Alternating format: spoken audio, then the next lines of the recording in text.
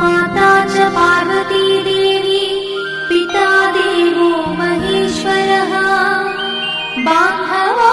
शिवभक्तश्च स्वदेशो भुवनत्रयम् बान्धवो शिवभक्तश्च स्वदेशो भुवनत्रयम्